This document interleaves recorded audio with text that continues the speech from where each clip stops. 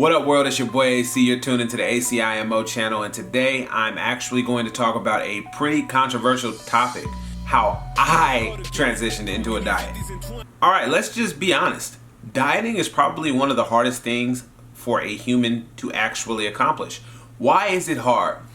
Well, let's see. Most of the time, there are a lot of barriers that prevent you from actually successfully transitioning into a diet. The first one, which is the most common one, I would say, is excuses. Let's just be honest. All of us have made excuses to transition into a diet before. It's like, I'm not gonna diet this week because my cousin's wedding is this week and, they're gonna have some really good food. Another excuse that you can hear often is, I don't know what I should eat in order for me to properly transition into a diet. Or, I don't know what diet would be best for me. Check this out. Whenever there's something in the new day and age that you want to learn, what do you typically do? You research it. You go to Google, you go to a library, you ask a friend. You will find a way to find the information that you are looking for. With that being said, it should be the same way if you're trying to transition into any type of diet. Now, with that being said, you do have to do your due diligence and find a diet that is really good for you specifically, right? Something that you will be able to pull off because you know better than anybody else what you can tolerate and what you cannot tolerate. That's why it's really hard for somebody to suggest exactly what you should do with your own diet. Now, what I do, this is of course my channel, so I guess I'm going to talk about what I do. So just to kind of give you guys some history, I used to be probably about 406 pounds, and now I'm roughly about 280.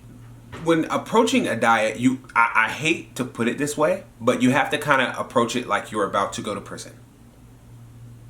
Yes, I said about to go to prison. Why do I say that? Well, in order for you to effectively diet, in my opinion, and this again is just my opinion, in order for you to effectively diet and get the kind of like large-scale results that you're looking for, you really have to have a lot of discipline. And when I say discipline, you have to give up a lot of the things that you consistently do to keep you in the same space, if that makes sense. So, maybe typically you're someone who you don't really have a lot of time in the morning or at night, and you work a job where you have a whole lot of hours or whatever.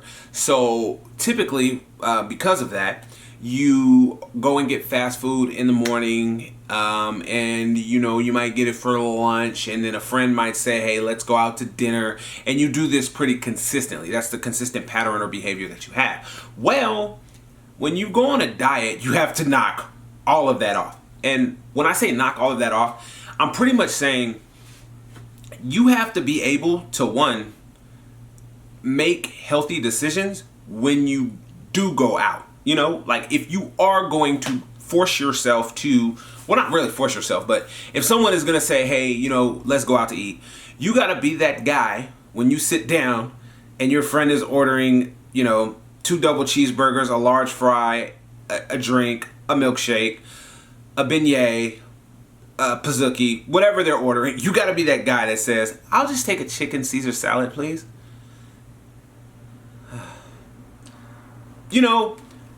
You got to be that person, though. I mean, as bad, no, I won't say bad. As hard difficulty, let me harbor on difficulty. As hard as it is for you to successfully perform a diet and ritualistically stick to whatever it is that you've committed yourself to, you need to basically just do it. Just do it. Don't make any excuses. Don't say, hey, I can't do this. Just find something that you know you can most likely stick to. Plan ahead. I will say that, in my opinion, that a lot of people's diets fail is because they don't plan ahead. When I say plan ahead, what I usually do is on like a Sunday, I will meal prep all of my food for the week. I will make sure that I have an idea of everything that I'm really going to eat and consume for the week. And I will cook whatever I'm going to eat for the week. The reason why I do this is because the less decision making that you have to do while you're on a diet, the less likely you're going to be to break this diet. So, you know, if you don't have to be like, oh, I don't have anything to eat, let's just go to Taco Bell. If you don't have to have that thought run through your head, if you could just no brainer, just walk to the fridge, pull out whatever you have, heat it up, eat it, you're good to go. You know? Back to what I was saying in a long time ago in this video. You have to approach it like you're going to prison. If you're going to prison, get everything out before you go. You know? So this is another a viewpoint that I have. If you're going to go on a diet and you know your diet is going to be strict and you are not going to break said diet and you are going to go until you reach a goal, please, please, please purge all of your desires before you jump into the diet, or you will take that baggage with you. So just wild out. Have your one wilding out day before you jump into the diet. If you're someone who consistently likes to eat pizza all the time, OD on pizza one day before you go into this diet. Because if you go into a diet and you don't at least be able to scratch the surface of that craving or that urge that you have gotten a habit of doing, then it's going to be really easy for you to relapse. And I know that's a terrible word when talking about a diet, saying relapse, but really, honestly, a diet is a lifestyle, and you need to move into a healthier lifestyle. As much as I love fast food, to be honest, most fast food, when you consume it consistently, it is very, very, very unhealthy for you. And I can speak from experience because me personally, I feel way different than when I was eating fast food for breakfast, lunch, and dinner. And there was a point in my life when I was actually doing so.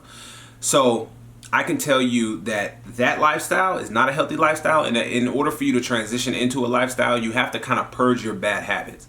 I'm not saying, you know, you have to eat 10 whole pizzas or whatever in one sitting and, you know, pass out from a food coma or whatever. No. Or get sick off of what you're eating. I'm not saying that. I'm just saying that make sure you have enough of it so when you jump into your diet, you're not constantly reminiscing about what you used to have. I know it's hard. You're still going to reminisce to an extent, but at least, bare minimum, you will be able to scratch the surface of that urge and move into your diet before you turn yourself in.